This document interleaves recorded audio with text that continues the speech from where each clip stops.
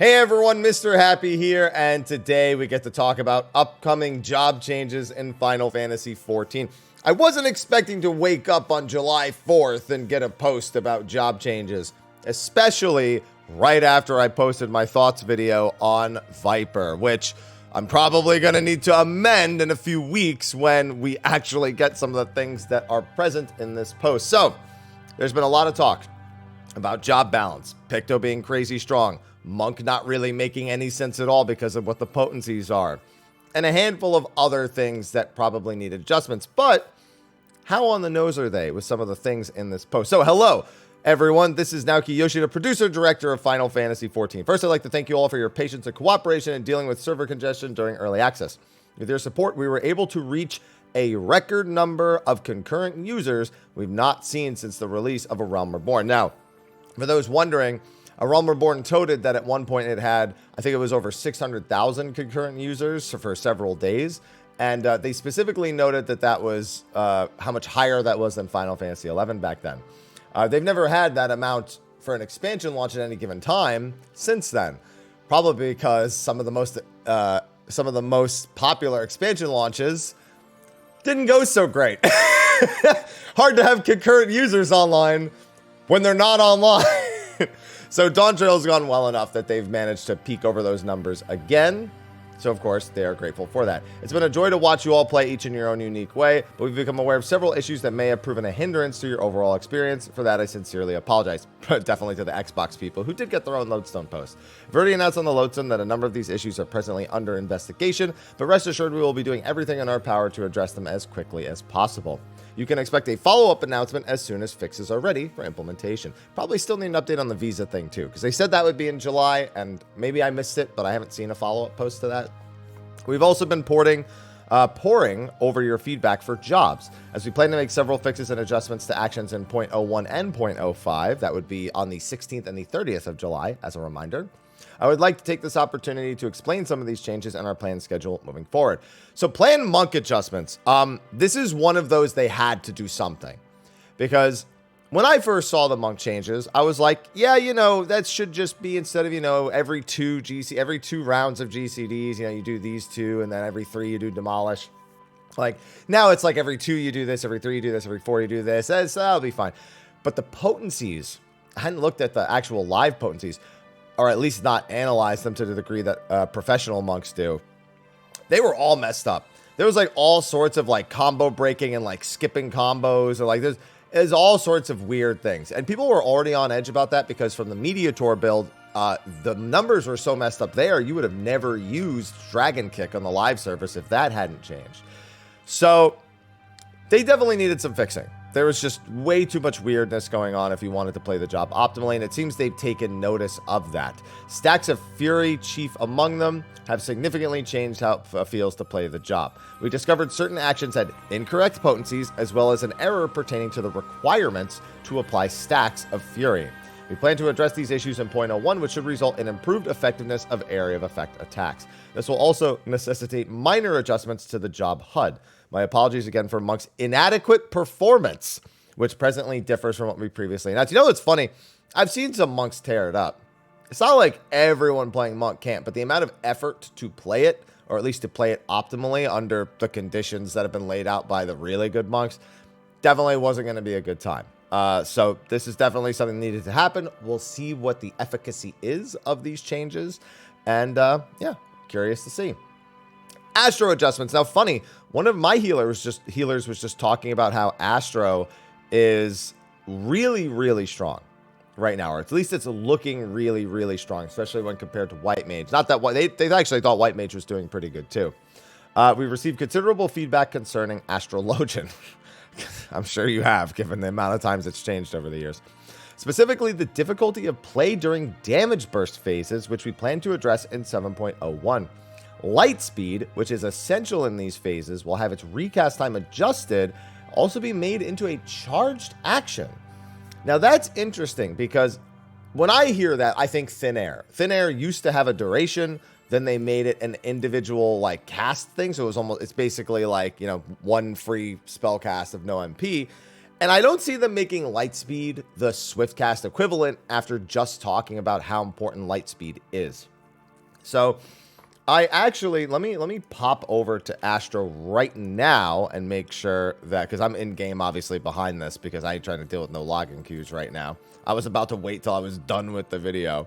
So Lightspeed at the moment is currently 90 seconds. So that means it's not there unless you hold it for every 2-minute window. And that's what I wanted to check. So what you're probably looking at is a 60-second Lightspeed that gets 2 charges. Because if it has a 2-minute cooldown, what's the point of it having charges, you know? So Lightspeed about to get what sounds like a pretty significant usage buff. Will it still last? How long does it last on the current live servers? It lasts 15. Will it still last 15 seconds is the real question, or will it only last 10? That we'll have to wait to see. But the fact that you'll have charges of Lightspeed, that's probably pretty good news for Astros. I can't imagine that going the wrong way. They also plan to shorten the recast time of 2 of their draw actions, and the potency of Macrocosmos. So the recast time of their draw actions is an interesting one, because the only recast change that would make any sense at all would be 40 seconds. 30 you could argue, but 40 is realistically where I think they want to line up. I think all the best ability cooldowns in the game that line up at 2 minutes have regularly been 40-second cooldown abilities, just because I look at Monk, especially as old Monk, I should say. I guess current Monk too, with PP. But I look at that as the example and how much how much good that did for the job with planning around 1 minute and going into the 2-minute buff.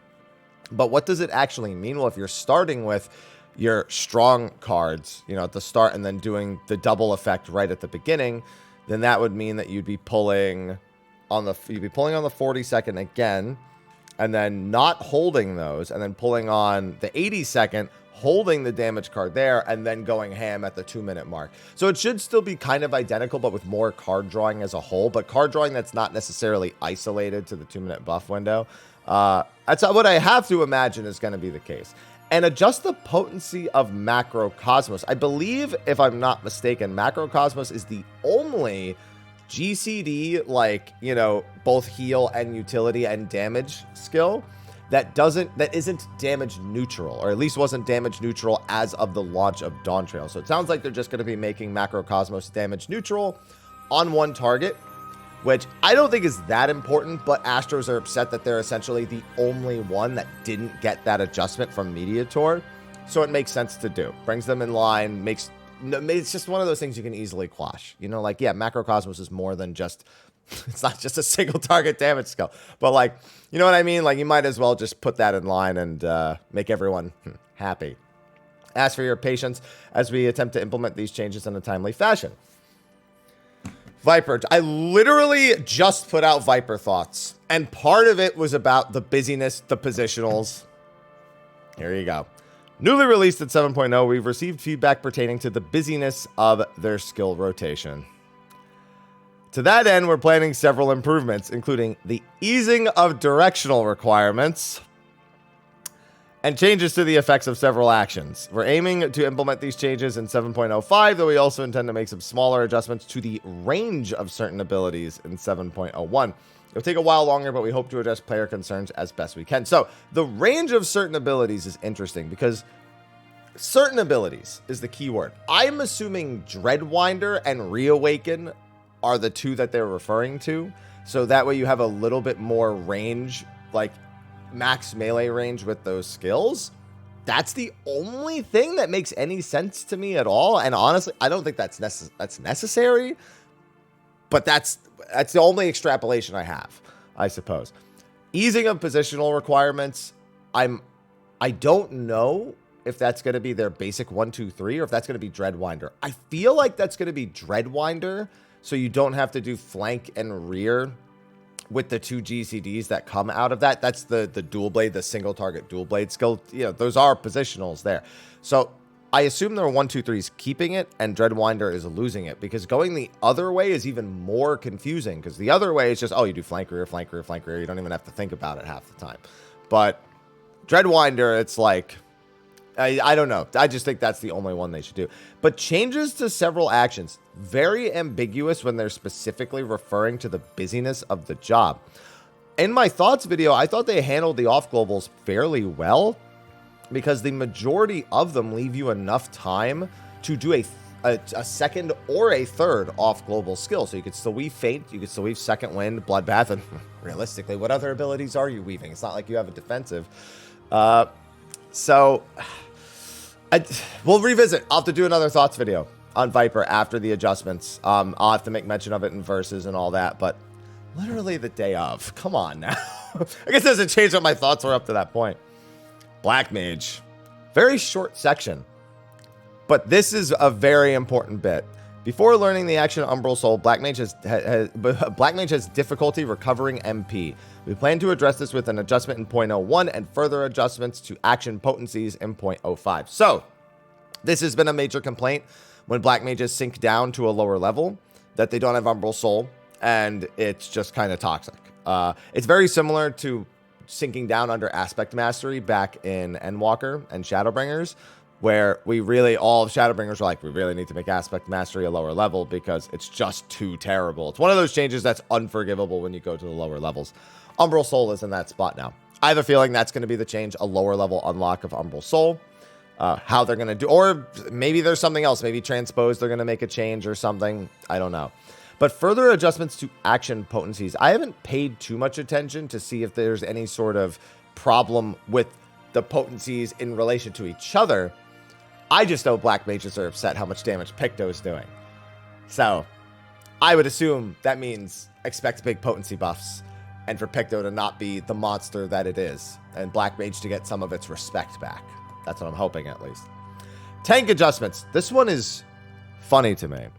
Players have cited concerns with holding enmity in battle due to the fact certain jobs are able to begin encounters with high damaging attacks, an issue compounded by the removal of damage from Dark Knight and Gunbreaker's movement abilities. To help remedy this, we'll be adding increased enmity effects to tank area of effect, as well as their movement abilities. So, it sounds like Gunbreaker and Dark Knight are still getting increased enmity on their dashes, which is interesting. Probably the other two as well, but it sounds like even just dashing at an opponent is going to increase your enmity on them now. But what this is,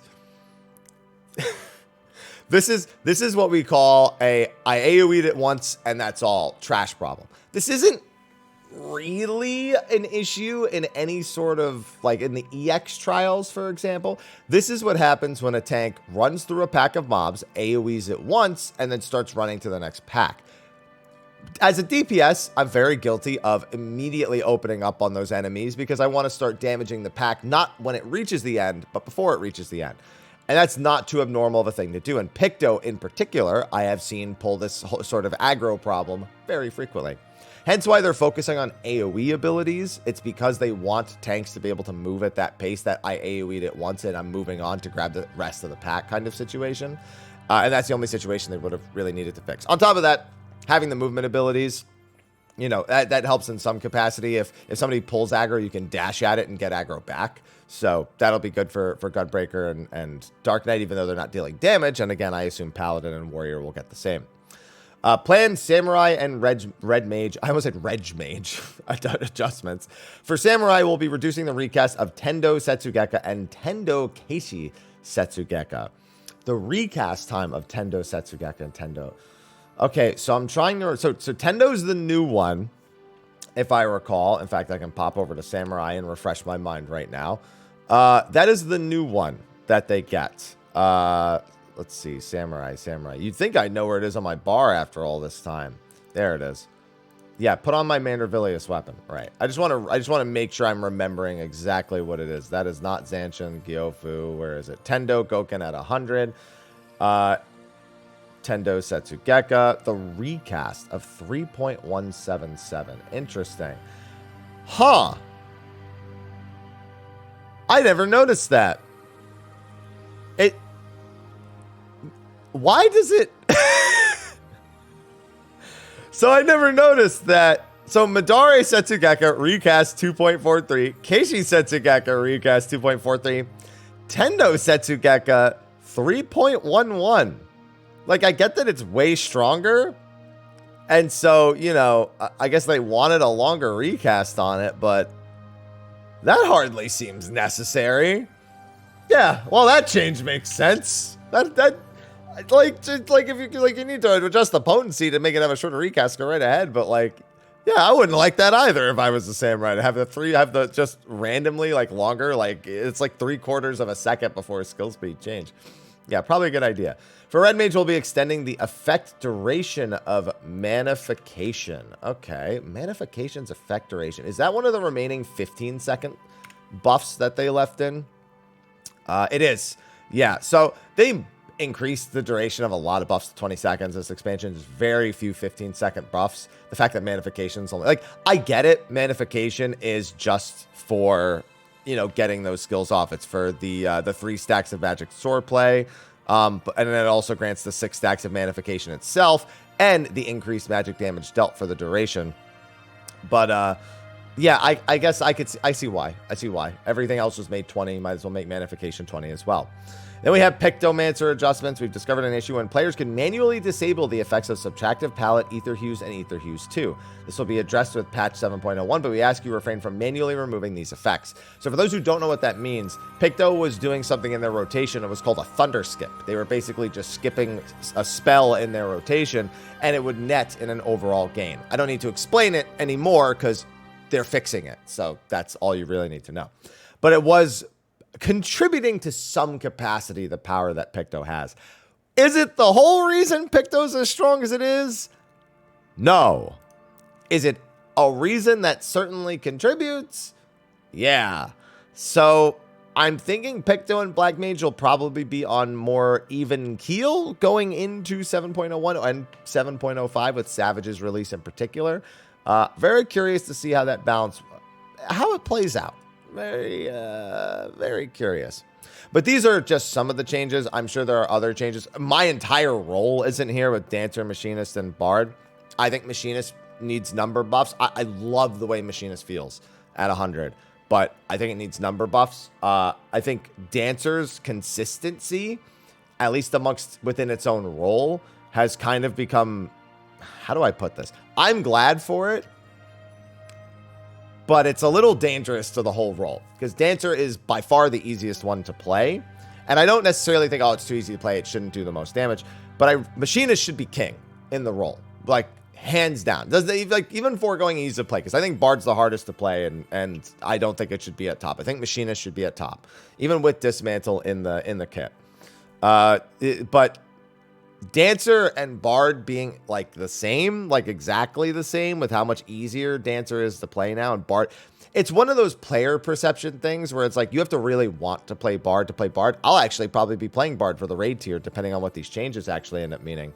But it's just like, I don't know, there's just something off because Dancer and Bard have such overlapping themes of being like buffers and attackers at the same time. They just don't play exactly the same. So as a Fizz range player for a long time, if I can avoid Bard, I kind of try to, but I will play it if I have to because it's fine. But I don't know. I think all I'm saying is Machinist probably needs big buffs, and Dancer and Bard maybe need to be slightly reevaluated, but not by a whole lot. But Machinist, please. Maybe make all of their burst window abilities 700 potency instead of 600, and then bump one of the other ones up to make, Full Metal Field or whatever to make it a little stronger too. I think there's a lot of things they could have done to improve it. There's still a lot of issues I have with Machinist, but in terms of just a single target boss. So those are some job adjustments that I'm paying close attention to. But overall, the Fizz range role compared to some of these other things, yeah, these other things are a little more important. The Viper one is... But anyway, this is going to be the first announcement we have. We'll have to wait till 7.01 to get the first round of adjustments, and obviously we'll be able to talk about that on June 16th. So, with that, I'm going to get back to my stream. I got some shared fates to do. I got to finish getting Dancer to 100, so I have all 3 of my Fizz range, and we can do a proper thoughts video on all of them. But thanks to my stream for being patient while I record this video. Thanks to you on YouTube for watching, and keep an eye out for more news. I'll see you in the next one, and until then, take care.